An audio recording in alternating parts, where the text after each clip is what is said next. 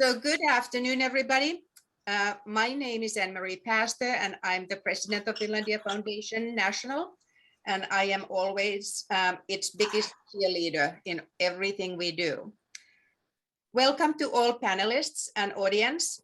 I am so pleased to see so many taking part in this, another record for us. Let me start with giving a quick overview of Finlandia Foundation National. We are a non-profit philanthropic organization that was established 69 years ago for the purpose of supporting and celebrating Finnish American heritage while maintaining ties to contemporary Finland. We are a leading independent source of support for Finnish and Finnish American cultural activities in the United States. And our audience, it covers all Finns, Finnish Americans, and most importantly, friends of Finland of all ages. The question, why are we doing this National Sauna Week? Well, sauna is the most known Finnish word in the United States, within and outside of the Finnish American community. Sauna is and has been part of everyday life for Finns forever. In Finland, almost all homes, houses or apartments have saunas. And when we move abroad, that is about the first thing we consider building or adding to our homes, or we look for friends who have one. The National Sauna Week is to build awareness and appreciation of this aspect of Finnish and Finnish American culture. And we want to spread the word and have developed a variety of online programs with experts on different aspects of sauna culture. And some Finlandia Foundation chapters are hosting events in their communities throughout this week.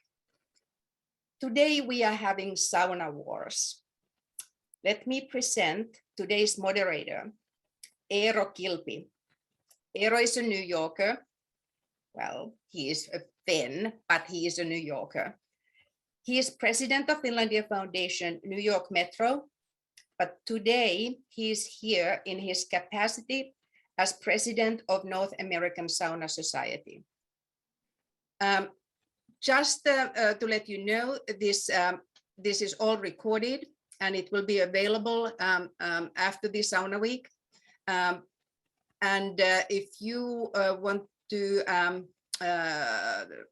get the best views, select the gallery view. You will be seeing all the panelists at all times. Eero, you take on from here. Thank you, Anne-Marie. Thank you so much. I will talk a little more soon, but I think I'm going to start by letting the panelists introduce themselves. So let's start with you, Kaia.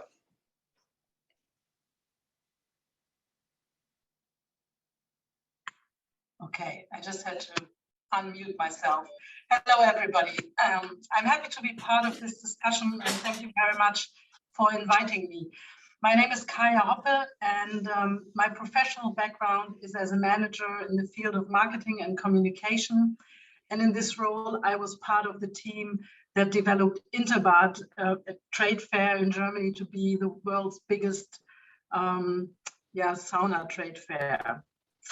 I've held this position until last October and currently preparing for a new job in business development, which actually starts next week. And besides that, I'm acting as a member of the Congress Board of the 18th International Sauna Congress, which you can see here, the logo. I encourage you all to, take a look at our website. Yes, I'm a member of Deutscher Saunabund and I was trained as a Sauna Meister, how we call people in Germany that can work in public saunas. My personal connection with the sauna actually comes from my father, who studied architecture in Finland partly back in the 60s, and he built a sauna at my family's home in Germany. So I grew up with it. And in the past, I had many there were many times when I could invite American friends to our sauna in Germany, and I think we talk about that later to share my experiences with them in a German sauna with you. Thank you, Kaia, and Mark, you next.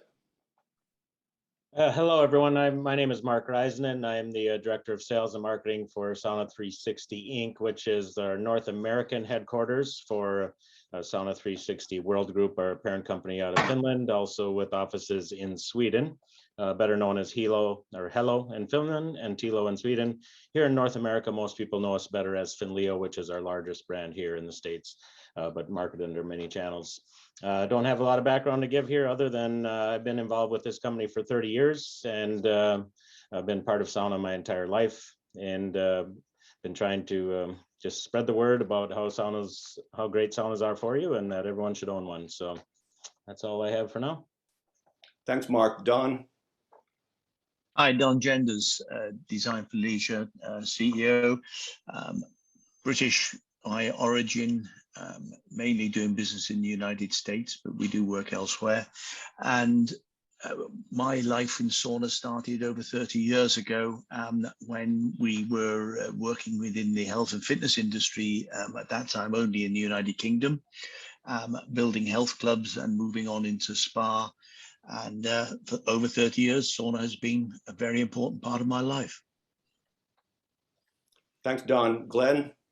Yes. Hey, so yeah, big thanks to the Finlandia Foundation and Eero and Marie. Really appreciate being a part of this panel. A big congratulations to the Finnish hockey team, world's happiest country, smiling brighter with this gold medal victory.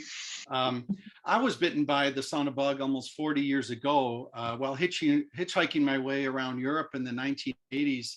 I spent the better part of a summer restoring an old cabin on an island in the Baltic archipelago. Many of you know the scene with the granite rock outcroppings and birches and pines. That really affected me. The cold jumps into the Baltic with the twilight saunas going well into the night. Returning to America, I brought this formidable experience with me to northern Minnesota, where I bought a small island and built my first sauna. And then I started building, saunas for others, strictly as a side passion. In 2008, I started saunatimes.com.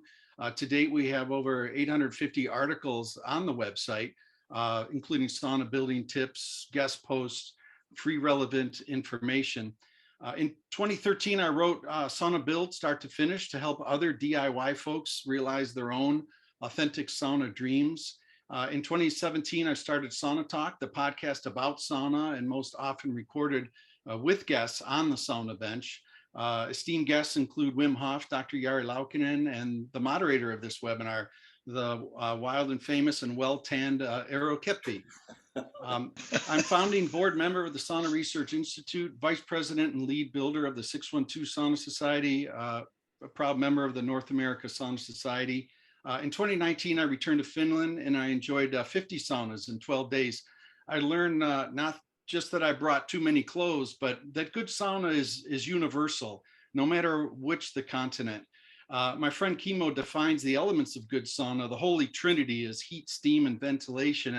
And we can talk more about that. But, I look at like the fact that every sauna has its own soul is one thing, but as we climb the authentic sauna ladder, from infrared light bulbs and toaster oven heaters to barrels, up the ladder, like as Bob Marley says, he who feels it knows it. And to me, good heat and good sauna makes all the difference in nature, fresh air, ample time and cool down. So I'm passionate about sharing good sauna with others. And again, I'd like to thank Finlandia Foundation and honored to be part of the panel.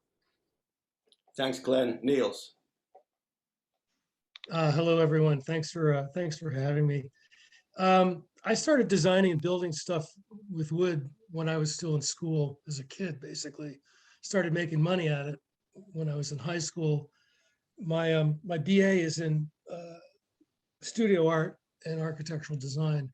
When I came back to Vermont in 1982 to work full time after being finished with college, I worked for a local design build school called the Yes Tomorrow School for 4 years, and then started my own general contracting business. In 1986, I started to design my first, what became my family sauna, and then of course became the prototype for my business now. I've been building freestanding traditional Finnish style saunas here at my shop since 1990.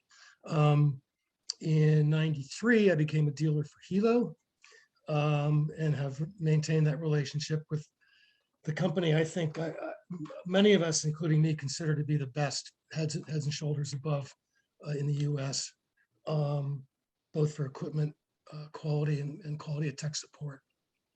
And then once upon a time, I was actually in Minnesota for a sales meeting.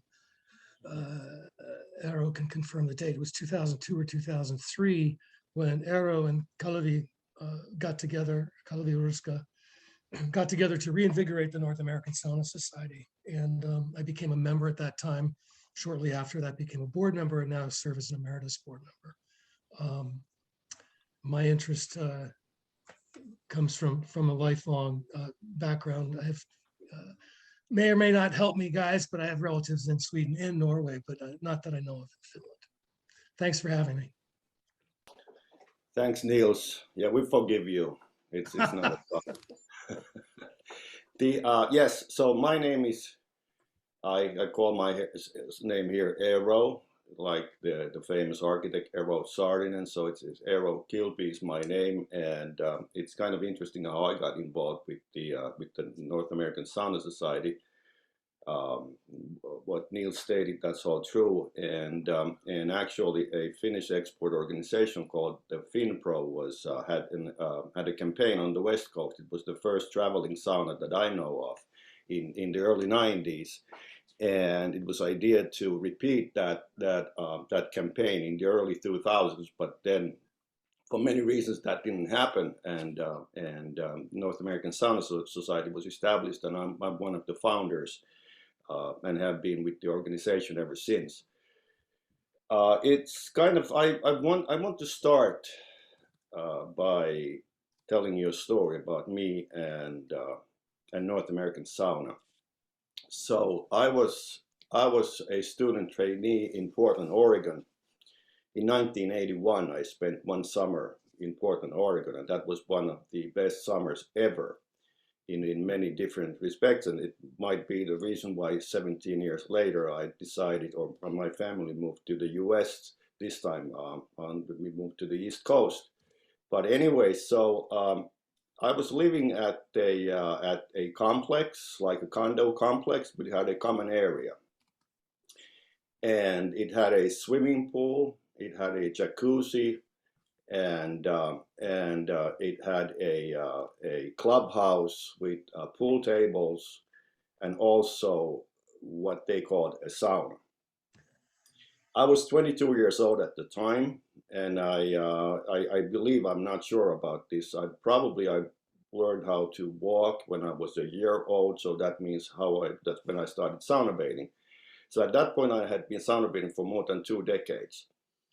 Now, this was like I don't know if you can visualize what I'm trying to say, but this was like, when I went to that sauna, I went like into a science fiction movie. You know, there's like some science fiction movies, there's this character is in this house where nothing is real. It's like, you know, the bookshelf doesn't have any books, just tapes that looks like books, and the bed doesn't have any sheets and nothing like that. So this sauna was a real change in my perception, because the elements were there. They were like, there was a bench, there was a radiator that worked like a heater, there was a wall-to-wall carpet, but nothing of it made really sense to me. So I sort of understood that the American approach to sauna was completely different what I'm used to.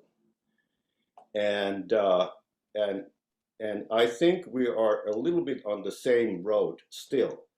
And I want to start this panel discussion by, ladies first, by asking Kaia, with the German, if you know anything about the North American sauna scene, let us hear it, but tell a little bit about Germany and sauna, and then I want to hear what Don has to say about sauna in North America in general, and then the whole panel will join in, if that's okay.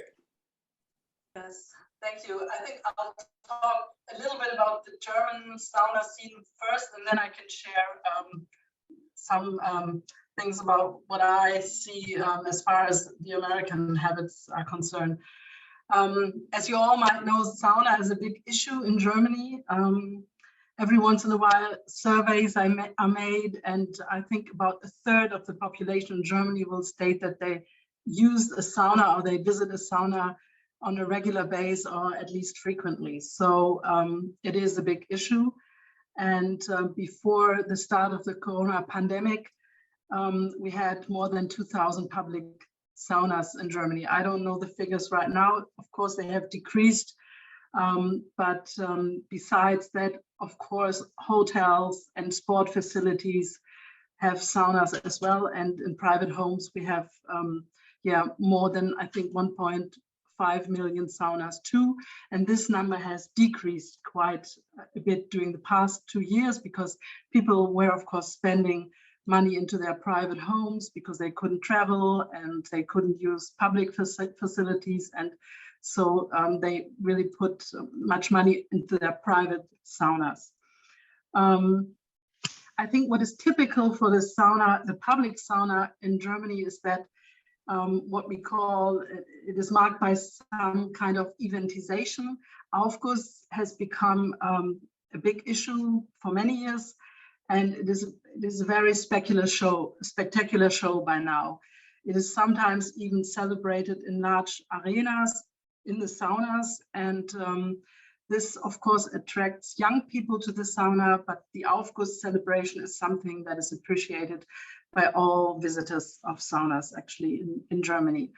I think there is another movement that has increased in the past year, going more to a simple and puristic experience, but you know, besides that, sauna is one issue here. As far as the differences between the American culture or the North American culture and the culture in Germany, as far as sauna is concerned, I think dealing with nudity and dealing with heat are the big differences. In Germany, it is concerned to be normal to be naked in a sauna, even if it is mixed sexes. And also, I think we feel that a strong heat and cold stimulus is a desirable part of the sauna experience. So, like I said before, whenever I take friends from North America to a sauna in Germany, they usually feel uncomfortable when they realize that everybody uncovers themselves. And once you enter the sauna with them, they sometimes might say, Kaia, I can't do this. They feel it's far too hot for them. And they tell me that the saunas in the US are not as hot as we have them here.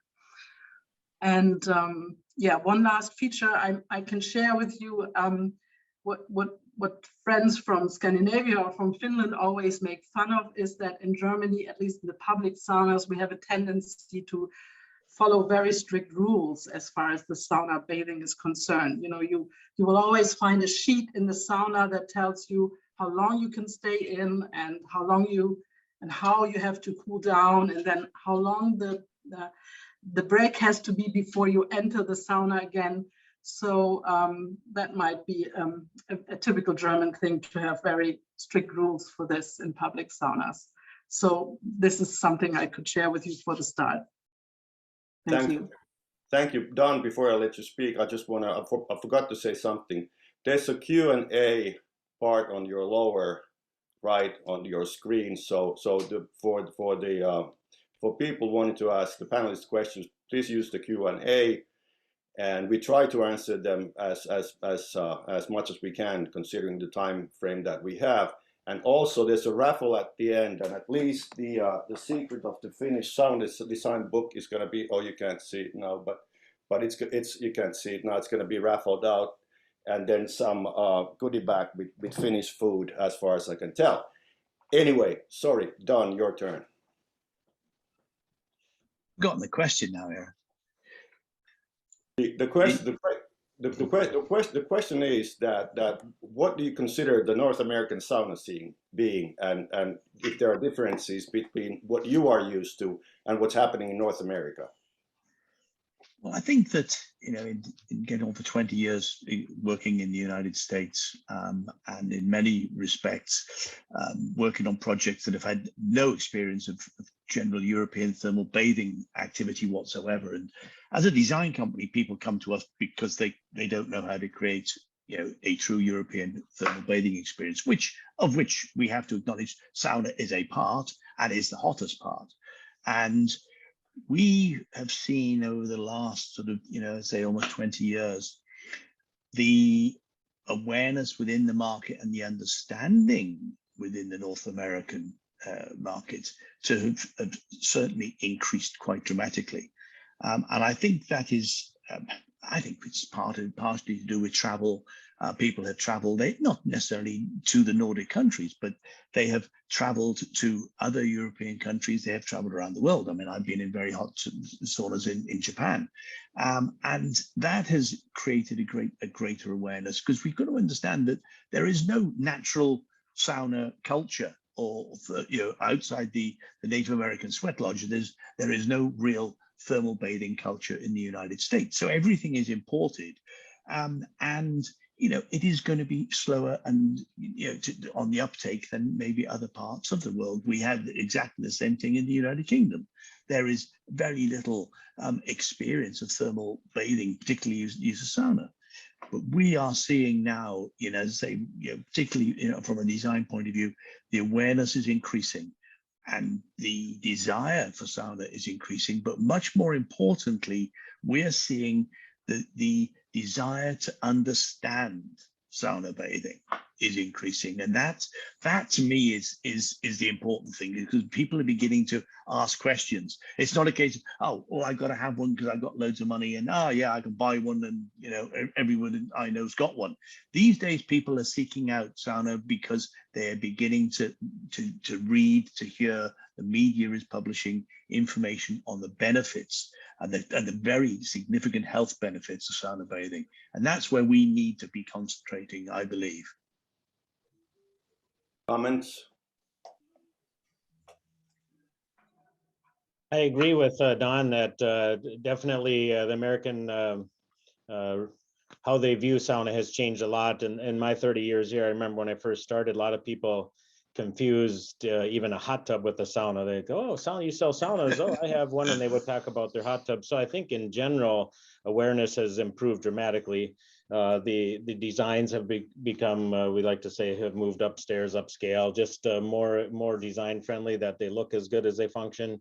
And just the overall whole experience, where clubs used to put up signs that say dry electric heater, like your experience, Arrow, where you talked about carpeting even. And I mean, that is the absolute worst thing you can do in a sauna, of course, just with the sweat odors and moisture and things like that. So I think we've come a long way, but there's a long way to go. It is more mainstream. People do recognize it now, but I think Don's experience there and what he's seeing is exactly right. People want to know more. That's why people like Glenn's site have got a lot of interest. People want to learn more on it. Our dealers, they get a lot of visitors. I don't remember if it was Kaia or who had mentioned the pandemic, but the pandemic has caused an explosion in sauna growth, which is a good thing. The more that you get good saunas out there, the more awareness there is on what makes a proper sauna, and educating the public is huge. Yeah, if I could jump in on that, Mark, that's a great point. To me, what we all know is that good heat is universal. I mean, it doesn't matter if you're in a good sauna in Tampere or in Tower, Minnesota. I mean, you close your eyes in that hot room. And again, back to the holy trinity of good sauna: heat, steam, ventilation. When this is addressed properly in the hot room itself, you have this universal quality and element.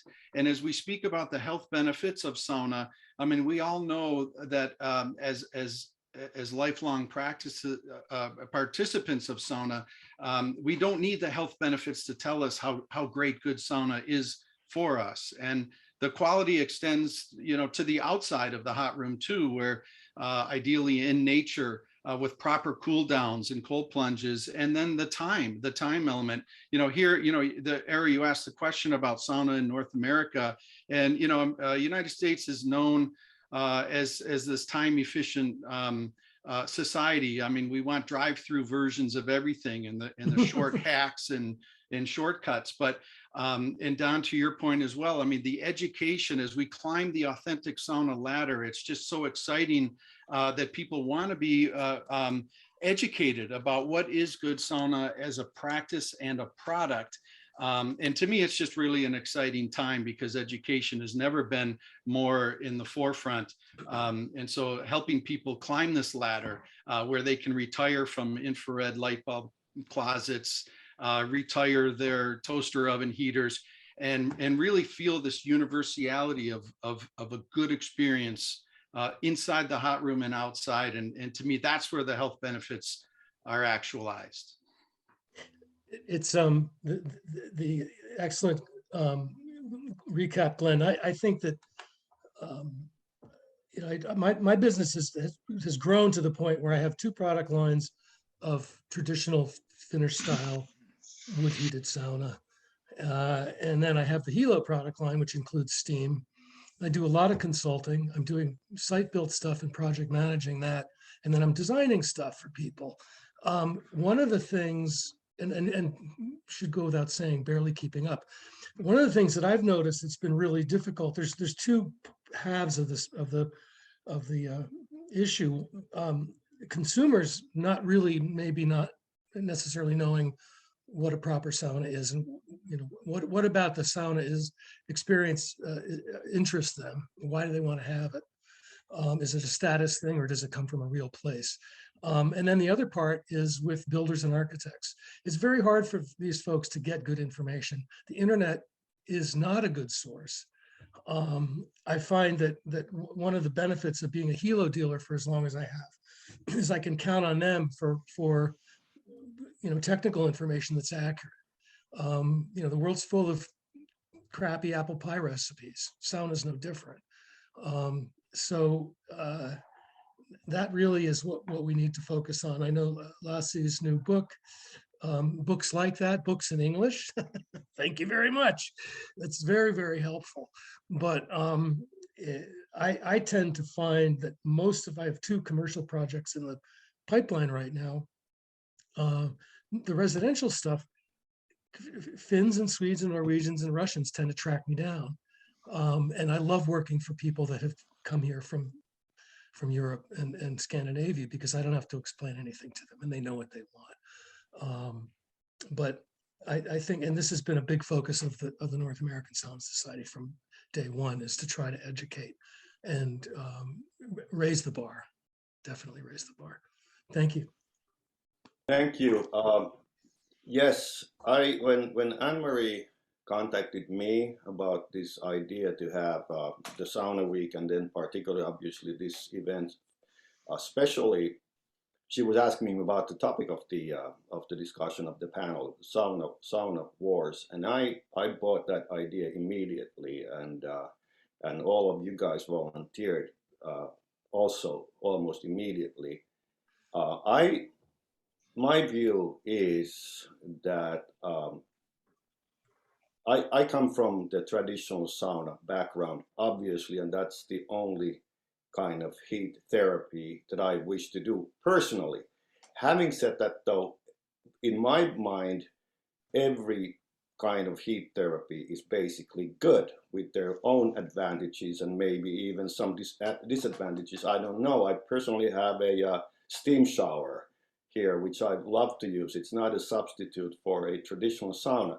But anyway, my next question is, why the topic Sauna Wars? Why do you feel that that it's so fruitful to have this discussion topic today? Can I jump in on that one? Well, let me start throwing some bullets. I am not Finnish, okay? I've been to Finland several times. I find the word sauna and the practice sauna to be very spiritual and very close to my heart. And it breaks my heart, and it really pisses me off how that word has been ruined in North America. And I am so excited for the authentic sauna revolution, because it's happening, and it's gonna build. And we're gonna hold accountable those in this industry and those that are manipulating that word for fragmentations of something that is pure and authentic to the Finnish people and to the practice. Now, having said that, I completely agree with you, Eero. There are plenty of types of heat therapy, but when they hitch their wagons to sauna, which is a very specific definition in the dictionary and in the global understanding of what sauna is, that's a travesty. And I'm impassioned for the authentic and the traditional. And it's almost an embarrassment that we have to put adjectives in front of the word sauna because it's so wonderful. And to see it bastardized, that's a war that is worth fighting.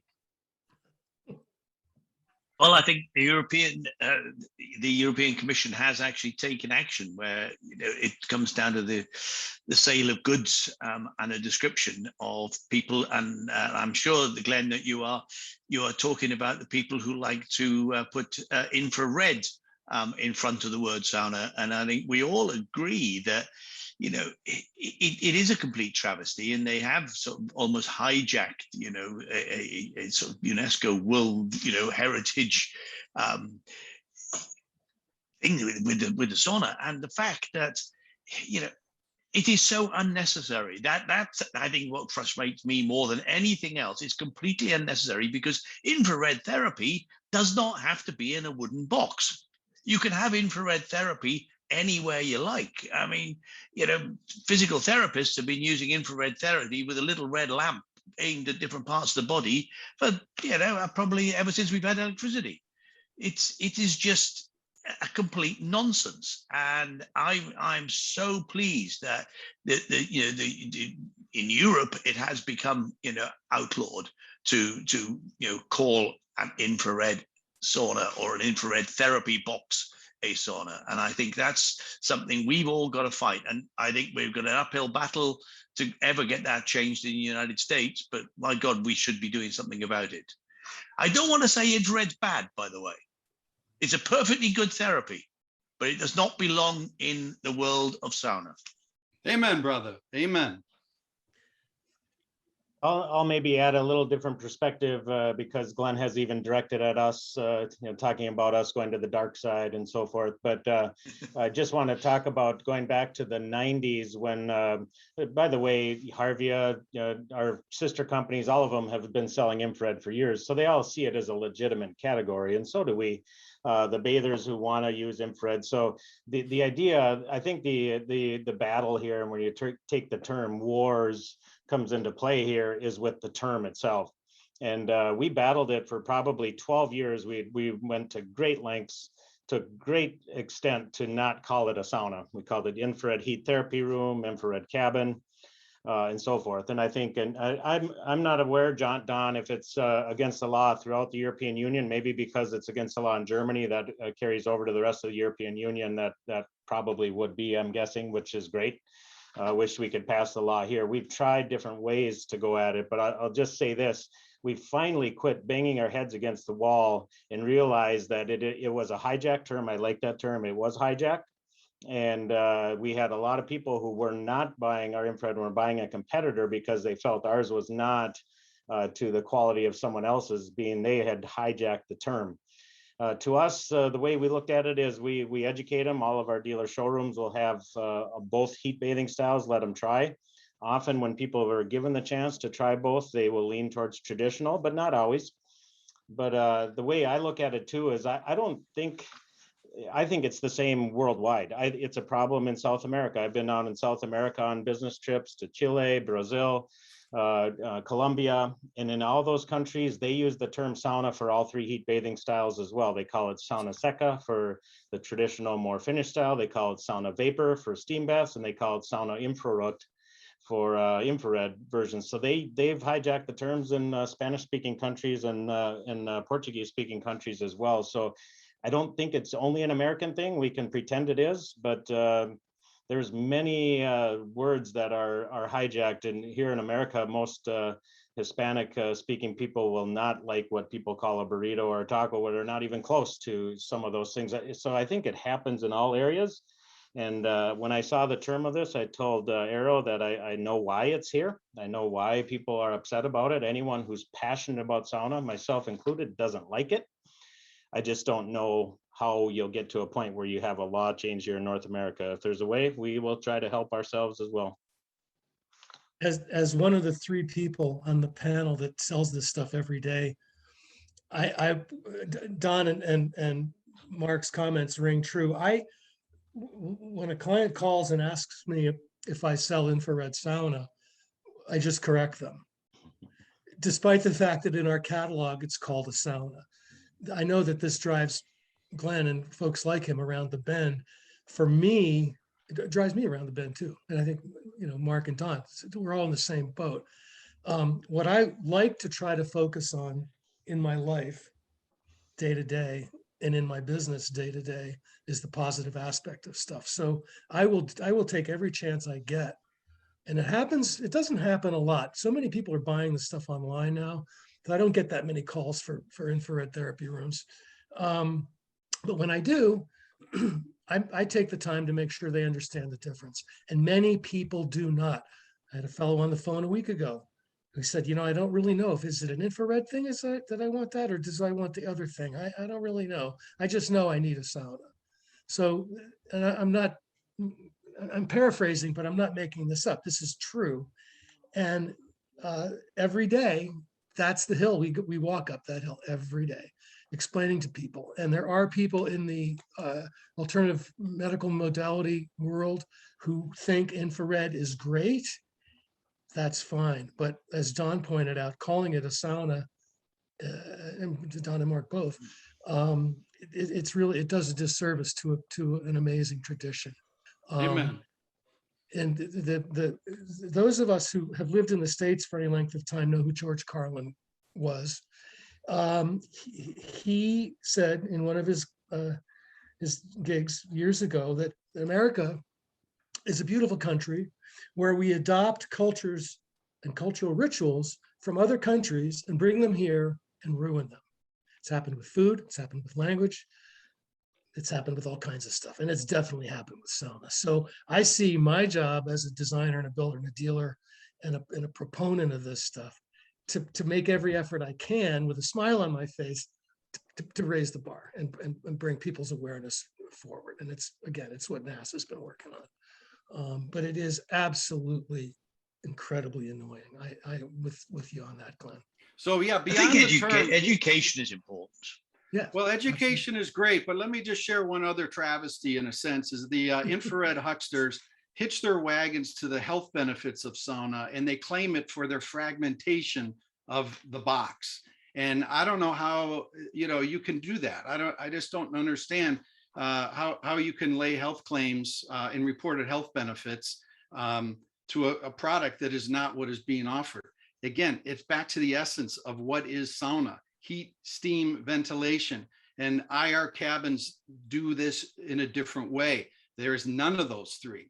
And so I just think that is should be called out. And we maybe at NAS or those that are in this field, I think have an obligation to differentiate health benefits from one product versus another before laying claims to the generic term. Absolutely. Yeah, I think you're absolutely right there, Glenn. Yep. It's so important that we try, as I say, it's all about education. Now that's educating the spa consultants who are often specifying these because they've actually read something that is misleading information, and it's the advertising standards authorities around the world that really we need to be getting to as well, because you're absolutely right. I mean, if you read the sales blurb and a lot of sites talking about infrared, they are listing every one of the benefits that you get from traditional sauna bathing. Now, the problem is that is a complete fallacy, because one is a sweat bathing practice and one isn't. I mean, how can you one you need to sit in for at least 30 minutes to get any benefit from it, because infrared therapy is not something that you can just pop in and start the sweat and enjoy. You've got to be committed to spending 30 to 40 minutes in your little hot box. So it's so different. It's so different, and we've got to get that across. I'm coming back to the idea what I said before, that basically I personally gladly promote all types of heat therapy, and we also know that particularly the Japanese have been studying infrared, and that they say that there are advantages cardiovascular, which is the infrared therapy. But my question is for you guys, for all of you, is What's your ultimate best sauna bathing experience yourselves, and what are the ingredients of that ultimate sauna bathing ingredients? What does a good sauna bathing session consist of? I think that's a trick question, and I have a really good trick answer. My best sauna bathing experience was on a farm in the southern part of Finland. It was a Savo sauna, and friends of mine here in Vermont who I got to visit. And I had never been to Savo sauna before. It was my first time. And it was mind-boggling. And the process, the techniques, the elemental aspect. My host was hysterical in every way. He was a baker, and he really liked beer. And at the time, I really liked beer too. So we were getting along great. And it was just an amazing day. And there was a brook right there. It was in the summertime. It was in August. Heat, ventilation, steam, to use Glenn's quick thumbnail. And then I guess since then, we've been trying to do the same thing here, but with wood heaters and no smoke. But I think that the so-called public ones, I think to answer Eero's question more accurately, I've looked at and participated in 20 plus commercial projects over the years. Of those 20 plus, probably 22 or 23 I've quoted and design consulted on. A few of them we've actually built. But of those, only three were done by people that wanted to focus on the experience of sauna. Two of them are in the mix right now. One of them was a few years ago for a very well-regarded yoga retreat center in the Eastern United States.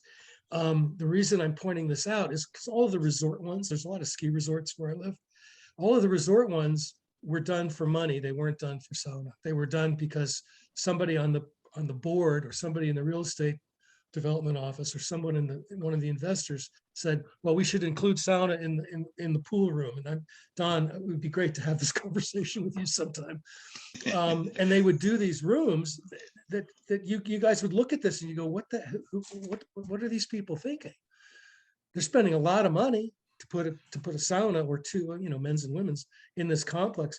But so many times, even my favorite, the one I worked on that I enjoyed the most, very well regarded, very high end resort. It just didn't, Eero, you'd be crying in your beer. You'd look at this design and go, well, what were these people thinking? We got 10 minutes, by the way. We got 10 minutes. So that it comes back around to the education thing. Sorry for being a blabbermouth. Thank you. I think, Eero, that question, I felt like we could all probably speak for an hour about our favorite or ultimate sauna experiences. I'll just keep it really brief because I think all of us on this panel and everyone attending today is passionate about sauna, and none of us are trying to sway what everyone is thinking here. Everyone already thinks the same way, that the traditional Finnish sauna is the best sauna for us, and that's why we use it. But my favorite experience, bar none, is absolutely my wood fire sauna at the cabin and a jump and cool, refreshing dip in Lake Superior. And that can be any month of the year. I've been able to do it at least every month of the year once in my life. Most of those winter months are not lend themselves well to do that, but I have been able to do that. But in the summer is the best. The water is warmer, but still very cold. But sauna followed by the cold dip is my ultimate experience. But I like to tell people when I'm working with a dealer at a trade show or something like that, my favorite is the sauna that I take tonight. I have a lot of memorable past experiences, but that's why I love sauna, to use it daily. I love the invention of phone app operation now. I just take my phone, turn on my Himalaya heater, and every night I get a sauna. And that deep rock mass is what replicates it in my home sauna, replicates wood fire, because wood fire, one of the best advantages of wood fire is the super large rock mass, and then your ability to be able to stoke that stove very hot to get that large rock mass. So we've tried to duplicate that with our electric heaters, and that Himalaya rock tower heater is how I do it with a BWT tank, which helps replicate the old hot water boiling tank to give you that really enveloping in that steam. So that's a twofold answer. My favorite is the wood fire with the Jump Lake Superior, but my next favorite, or my daily favorite, is the one I take tonight, and that's really how it is for me. Yeah, hey, I'll jump in. Thank you, Mark. Yeah, the great thing, as I mentioned on my intro, is that good sauna, it transcends continents and places and stuff. I think for me, one of the common elements of good sauna is nature. Sauna and nature is bigger than all of us, and the ability for the cold plunge and that level of relaxation that we have, the endorphin rush post hot room, where our body starts to equalize. And I try to help some of my American friends the hot room itself is a beautiful space, but outside and then the cool down room are their own beautiful spaces as well, where we want to listen to the core of our body, not our skin. And our conditioned response is when we feel like a gust of wind or whatever, is rush back into the hot room. But those of us that sauna, for our lives and decades and stuff, understand our bodies. And I really think that is pardon the pun, but that is a core foundational element of good sauna. And Mark, you allude to the lampomassa, the mass, and lampomassa extends beyond the rocks. It extends to the benches, to the walls, to our bodies. And there is something very unmeasurable, in my view, but very spiritual to that climate that we can create inside ourselves, and as well as within the three zones of the sauna experience. And that's what I love about great sauna. And those are memories that can transcend to many. I don't need to take 50 saunas in 12 days in Finland to feel that. I can walk 20 steps out in my backyard. And I think that's part of the magic of good sauna. For those who are not, I'm sorry, I'm just going to, Kaia, just give me a second. I'm just give me a second. I just want to, for those who are not in the know, lämpömassa is a Finnish word that means heat mass. So that was the word that Glenn was using. Sorry, Kaia, your turn. Okay, I understand. Well, Glenn, I just wanted to jump in because you were talking about 50 saunas in 12 days. Was it that you had in Finland? Okay. Well, I'm not coming up to those numbers, and I could also give you a list of the sauna and the sauna experiences I really value high. And I also want to say, Niels, I think there are some very nice saunas in resorts as well. At least here in Germany, I've experienced some recently. You said resorts were just usually made for making money, and you usually wouldn't like them. But I think there are some really nice places actually. But my personal highlight in the last year was a sauna I visited in Helsinki. I didn't do 50 saunas in 12 days, but I think we did 10 in 2 days or something like that. And it was you might know it was the Kulttuuri sauna in Helsinki, which is also connected with nature, even though it is in the middle of the city. And I really liked it because it is very puristic and very calm, and that's important for me, as far as sauna experiences are concerned. So I made it really short. Anybody else? If not, the last question I'm gonna ask you before we go to the Q&A part of this event is, it's been mentioned many times over, the magic word health, sauna and health. So where do you think yourselves, where do those health benefits actually come from?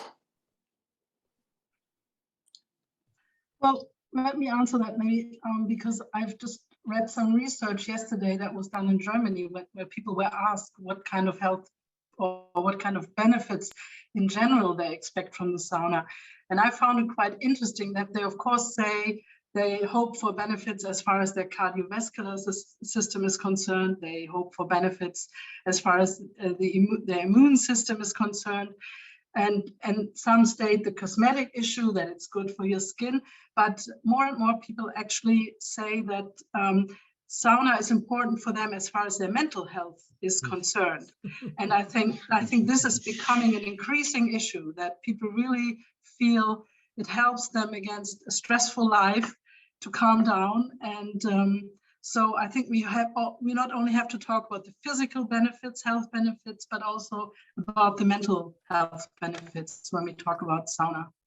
Yep, if I could jump in on that, I had the great pleasure of sitting down with Wim Hof. Wim Hof, as you guys may know, he's a crazy man, but he's all into the cold and deep breathing. And he's a big sauna fan. And he pulled me aside off microphone and shared with me in his heavy accent. He says, I can go climb Mount Kilimanjaro in my shorts and no shirt on and get written about in all these publications. But when I am asked to participate in clinical studies, I drop what I'm doing and join, because I really think that clinical studies is where the health benefits can be quantified and rationalized and communicated. Especially here in North America, people are just crazy for data, and they want to know. And for me, on a personal level, I know that sauna is good for me. I mean, it's a key part of the wellness in my life and keeps me sane on many deep levels, to answer your question, Arrow. But, it's really exciting to me to see the evidence. And, a quick plug for the nonprofit 501c3 Sauna Research Institute, but that's the foundational principle by which this organization is looking to advance research.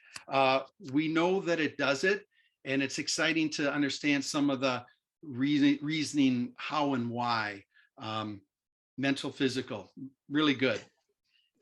Being in the sales realm of sauna, Jari Lakanen's research, when first published, and Mark, I think will be able to give you better numbers than I can, but as a feature in the wellness realm, that study specifically about men and heart attacks and cardiac issues, and the benefit of sauna for helping prevent cardiac issues, made a huge dent, a huge impact, upsurge in sauna sales. But as Kaia points out, and Glenn, there are so many other benefits that people don't know about. And the one that I think most appreciate, and I've used to tell clients this, or potential clients, I say there's no such thing as coming out of sauna grumpy. You could have the worst day of ever. You go to sauna, you come out, you feel better. As simple as that. I'm kind of also looking somebody to say something about the cold part. So it's just like, it's not only the heat, but it's the cold, and it's the everything, right? What the health benefits consist of. Okay, we got only like 6 minutes, and we do have 12 questions here. Let's see now. So I'm gonna start. I'm just gonna read these questions one by one. Jeff writes that my great-grandfather came from Kuortane, which is in Finland, in the late 1880s and settled in Owen with the area of Wisconsin. My mom, growing up in Waukegan, Illinois, remembers the public sauna and all the Finnish families gathering for sauna on Saturdays. Are there still any traditional public saunas in North America? Yeah, there's actually been I don't know if you call it a resurgence, but definitely coming back into the picture from years ago when I was a kid. Even in my teens, I remember going to public saunas in Upper Michigan, up in the Monaga area and the Iron Range, different places, Ely, where you can have public sauna, and they still exist. But nowadays, different group efforts, including, I think Glenn has had some efforts, and NAS has been trying to do some listings of public saunas, but Arrow, I think you maybe can give a little more feedback on some of that, or was it maybe Glenn who was doing it? I don't know on the public saunas, but sure. I just wanted to add that I know it's becoming a more popular thing than it was in years past. Yep, exactly, Mark. You know what, a really interesting thing here in North America is, I mean, we have to think about this in context of, you know, the city inspectors and the municipal permits that you need to put something like this together. The Russians have done a fabulous job in North America of actually establishing brick and mortar banyas. Chicago Sweat Lodge comes, there's actually 3 in Chicago in itself. But what's really awesome to see that's happening, it's almost like the craft brewing revolution where people are putting mobile sauna. I mean, I'm losing count with the amount of mobile sauna businesses that have popped up all over North America. And a quick plug for my website, saunatimes.com, where we have maps of some of these establishments, these small entrepreneurs that are creating good heat, good sauna, and deploying them without a brick and mortar. So I imagine like the city inspector coming around with his clipboard looking for a way to red flag, and there is no way to red flag because it's mobile. And you know, they're abiding by all the rules. They're insured. They're charging, you know, reasonable amount for really good sauna and cool down. You can deploy by a stream or at a brewery. So in answer to the question, that's really been a great workaround. These small craft sauna establishments in really cool cities too. It's like, you know, Bend, Oregon and Madison and all over. So that's what's going on in America, the mobile sauna revolution, and it's being televised. It's a good answer. So next question is, which cold therapy, cool down therapy you suggest the most after an intense sauna session? I know this is Sauna Wars, but I believe cold therapies after sauna sessions should not be separated from sauna at all. What is your answer? Well, look, this is the age-old thing. If you're going to buy a sauna, then you've got to buy something that's going to cool you down at the same time. And if you don't, you're never going to get the true health benefits from sauna bathing. Right. And it's, you know, if you're doing it at home, it's what you can afford. If you're doing it commercially, then, you know, as a design company, then we obviously advise everybody that, you know, you've got to give the guests the authentic experience and you've got to give them the health benefits. So we're able to advise them. But the important thing is there is absolutely no health benefit in sauna bathing if you just get hot and you don't get cold. Thank you. Kimmo asks, are all panelists aware of the law of Löyly? Just answer yes or no. Yes. Yes. Yes. I stay up at night thinking about the law of Löyly versus the bleacher effect. One of the things we've taught our dealers about, to kind of along that same effort of the law of Löyly, is there's a rule in Europe, they call it the rule of 110. In America, with Fahrenheit, it doesn't translate as easily. And even in Celsius, it's not a perfect straight line. It's more of a bell curve. But in Fahrenheit, we call it the rule of 200, where you take the combination of heat and humidity. Often when you start to get above that, it starts to be uncomfortable for some people. Not everyone. A lot of the people who are viewing here, they'll say, well, they could handle it well above that. But I think for general, especially people who haven't done it before, that's a good rule of thumb. The hotter you have it, usually the less Löyly, the less steam you're going to put in the air, at least to raise that humidity. And so you do the combination of Fahrenheit. Let's say it's 190 Fahrenheit, then you probably can only handle 10-15% humidity till it gets too warm for most people. So we use that in some of our training, try to get people to at least experience it. If they have a thermometer and a hygrometer in their sauna, they can actually see that, and it's very true. Like if I have a head cold, I might turn it down to 160 and throw lots of steam and get that well up over 50% humidity, just to open up my airways and such, and that comfort level still feels the same. So it's another way to look at it, I guess. Thanks, Mark. Briefly, question to Kaia. You basically answered this already, but question to you is it illegal to use word infrared in sauna context? Is it illegal to use word infrared in sauna context? Very briefly, how do you feel about that? In Germany. In Germany. Germany. Okay, you addressed me. Well, you were talking about that before. Actually, I don't know if it's illegal, but we don't have that combination so often. Infrared is combined with cabin, but infrared sauna might occur once in a while, but usually it's not like you described it is in North America or other countries that these issues get mixed up, infrared and sauna. It's sauna and it's an infrared cabin if you buy it. It's not an infrared sauna if you buy it. Usually it isn't. So, here, this might be a problem in the future, but I feel that people can differentiate between the two different ways of heat therapy. Thank you. And very briefly, Glenn, what do you mean by ventilation? What do I mean by ventilation? Well, you could fill a webinar with an answer to that question. And I will speak very personally. I think ventilation is overanalyzed. I believe every sauna has its own soul. And what I encourage people to do is to build their minimal viable sauna.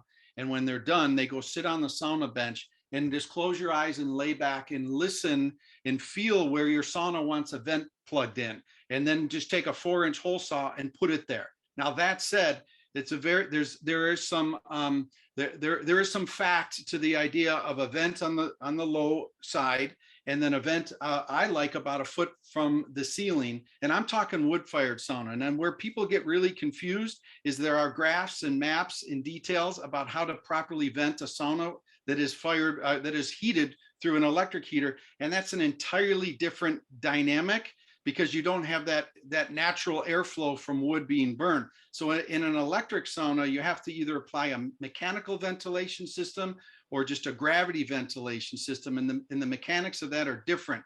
Lassie's book is absolutely fabulous about detailing proper ventilation. And people have exhausted this topic, and I don't mean that in a negative way. And there's a lot of information out there about ventilation, but it is one of the holy trinities of good sauna, and 90% of saunas in North America are not properly vented. Okay, we'll get back to you on that, and North American Sauna Society will have an event where Lassie is going to be talking about this, so we will have a Zoom event soon. Then there's a question for me: should there be certifications given by NAS, Finlandia, or other organizations to ensure authentic sauna experience? The answer is, of course, yes, but it's not going to be certifications per se, because we are not geared up to be liable when somebody gets hurt. So we don't certify, but we will get around of that thing. And then Rob asked a question for Niels and Mark. When I work with other contractors, designers, and architects or projects, typically as a sub on a job, I find it extremely difficult to communicate proper sauna construction. First, specifically for Mark, the manuals are written for the European market, multilingual, metric ETs with too many diagrams for various electrical situations. If manuals could be written for US market and contractors, it would help to explain proper installation. Most of these contractors have no idea what the sauna is. Second, I have here at my desk many of the typical design reference manuals, code books, architectural graphic standards, etc. And none address sauna design other than the code mentioned limits of devices to 19 degrees Celsius. Inspectors often have no clue as to address the sauna. One recently questioned whether there should be an emergency call button in one. How can the sauna industry educate the design and code industry to upgrade standards? Long question, and it has to be answered very briefly. I'll try to peck away at a couple. Maybe Nils can add in there, but unfortunately, there is not a sauna standard in terms of design and so forth. There's the UL 875 standard for sauna, which is one that that is referenced here when they talk about that 90 degrees C is that limit in the UL North American standard, which is a bit unfortunate. But the references that Rob made regarding the architects and designers, you could send them to the AEC Daily, which is a common educational site for architects and designers. They can even get AIA points, and the designer association, I forget what that's called for the interior designers, they can get points for learning. But it's a great educational course. It's not branded, and it will give people designs on how to, or give them information on how to properly design a sauna, ventilation, benching, layout, things like that. So I think that's a good start. The biggest thing is, trying to, what we try to do is expand the dealer network of trained dealers who come here for training camps for days at a time to learn how to construct and design saunas and to do it locally in their given markets. They can have a pretty broad reach, but it's still not broad enough. So as far as the manuals and multi-languages, yeah, one of our brands, we have that issue and we're looking at redesigning that for North America. Our Finnish brands right now, we do keep just an English only owner's manual, as well as then we have the owner's manual for construction of the sauna as well as design guides that we provide to architects and designers. So I don't remember who asked that question, but if they're already a dealer, they can go at the routes through our portals and so forth. If they're not a dealer, they can email me directly at mark.reisman@sauna360.com, and then I can get some references to them. But that, anyway, long answer to a short answer is AEC Daily would be a good resource that to send architects and designers to. Thank you. Yeah, go ahead. I try to explain to builders and architects to use the install guides that they get with the equipment and follow them. Have somebody read them ahead of time. Call me with questions. And so many times, I had a call 2 weeks ago from a fellow building a residential sauna. The project is a $4 or $5 million private home. Nice setup, elevator, all kinds of cool features and accommodations. And he was asking me if they should urethane the inside of the room. He said, it looks really good. Should we seal it or urethane it with something? This is still happening. It's still happening. It's still happening. So it comes back around to educating people. But Mark's comments ring true. It isn't easy. Finding good information in English is not easy. And that's it. Okay. Most tradesmen only look at a manual when something doesn't work anyway. Yeah, true. So anyway, and next, Michelle, we're going to answer your question separately. I'm sorry, but then John asks, how does Sauna Saura in Helsinki participate in preserving the authentic sauna internationally? It's by International Sauna Association, which NAS is a member of, and we work together constantly with the Sauna Saura. So Mr. Risto Eloma, who was actually mistakenly referred here, he works with us, and we work together, and we try to make world a little better place, one sauna at a time. And then finally, okay, and somebody was asking about the recording. I'm going to ask Anne-Marie to come back online or to show her face. And she will tell about the recording. But one question that the final question that we have for today's, and please help me out answering this. Everyone talks about saunas. Oh, somebody was talking about the pronunciation. Yes, in my book, and I'm wrong probably, but in my book the sauna is a little bit on the dry side. People talk about dry saunas. I don't understand fully the concept. But it's supposed to be a sauna. That's what it's always has been, and always supposed to be, a sauna, not a sauna. But everyone talks about saunas, but in the United States, they have made a study of the people who think about the different models of saunas and their benefits, except in your lifestyle. I don't know. Hey, I got one thing to say about pronunciation, because I love the spirit of Sauna Wars. So I want to throw a bullet. I'm gonna get my my shotgun out and fire off a bullet.